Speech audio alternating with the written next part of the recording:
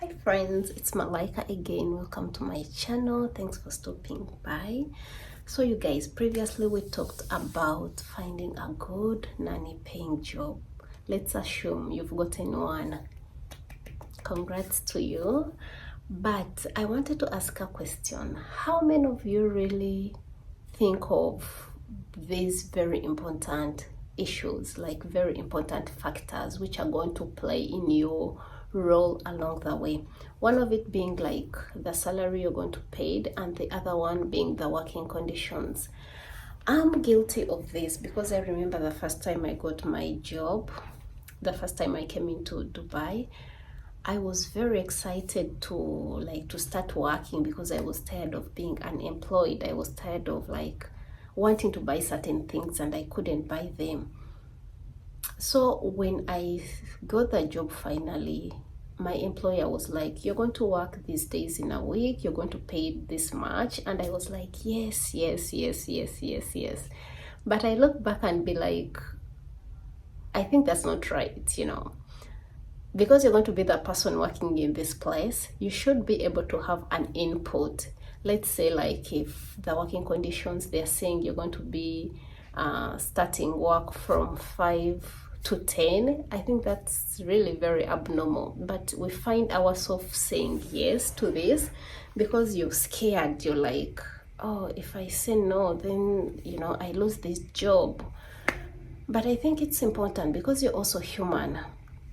This nanny thing is a very beautiful thing because you get to look after kids, but it also needs you like to be alert. It needs you like to be refreshed. It needs you like to be in a good mood, if you understand what I mean. Like, we are dealing with kids. Kids needs a lot of patience. They need a lot of love. They need a lot of energy to put into them, to pour into them.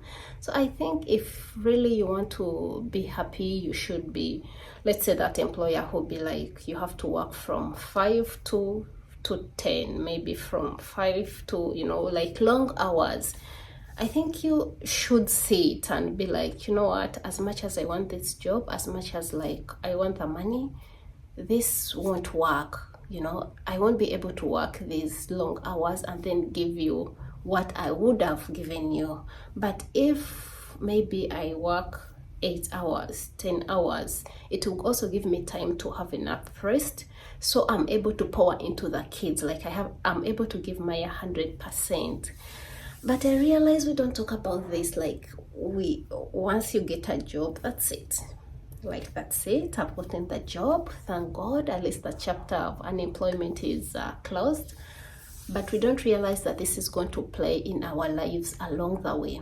Let's say you're committing to 2 years. 2 years of waking up at 5. It's a lot. It's draining. It makes you like not happy. It makes you just doing the job because you want to do the job. But I think if you also come and give in your input, it shows this employer that you're not a doormat to step on. If this person is good, really, they'll find a way to meet you in the middle. And if this person is not good, at least right away you know the people you're going to be working with. Yeah, so I remember this job I'm doing right now. I honestly wanted it because I met their daughter. She's very lovely and everything, but the amount they were paying, it wasn't going to be suitable for me because of like different needs I had to meet. So I had to take the bold step and tell them, like, you know what, as much as I want to work for you guys, but this amount of payment, I won't be able like to also meet my needs. And they agreed we found a way to make everyone happy. So I was supposed to have 2 days off, but I ended up having 1.5 day off, which is fine with me. So at least you talk, you find a way to address your issues, so at least you meet in the middle. Yeah, so I say these things because I've had so many stories. I've met people. There is this lady who was my neighbor. She joined a family when they were together. That's the dad and mom, and she was looking after 2 kids. But along the way, they got divorced, you know. The dad shifted to an apartment which wasn't very far away from like these people, like the mom and the kids. But the maid had to work with these people, with the mom and the kids, and she also had to go and work for the dad on the same pay. I think it's not fair, you know, it's not really fair. And she could come and complain to us. She could come and, you know, release her anger of how she's feeling, how she's tired of the job. But I think we need to take those bold steps because it's seen, like even the young kid can see. You talk to them and be like, you know what, I can't be working two families and then I'm getting the same pay. Maids, nannies face these issues. They don't want like to stand up and talk. They don't want like to come out because they're scared. Most people just take this job just like, but I think it's as important as an office job, you know. It's a very important job we are doing. Looking after someone's kid is not easy. It needs like to be present, you know, because anything which can happen to this child, like you accountable. So that's why I think it's important that you have the right payments. It's important like you have the right working conditions. Some people, it's just people who are, they're scared to say, but just raise your issue, you know, just raise your issue. You never know how your employer will address it.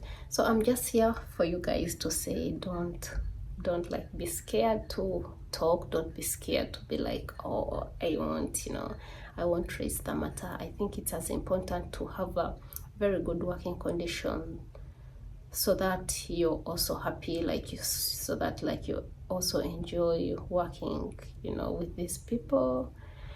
Yeah, so you guys, I'm just here to give you that push you need to be bold and stand up for yourself. Don't be like, oh, it's okay, I'll sacrifice that 2 years, because mostly the contract is 2 years. Don't be like, I'll sacrifice that 2 years and then I just work and then go. What's going to happen in that 2 years? You're going to be sad, you're going to be unhappy, you're going to be like, you know. So you guys, thanks for watching. See you next time. Bye.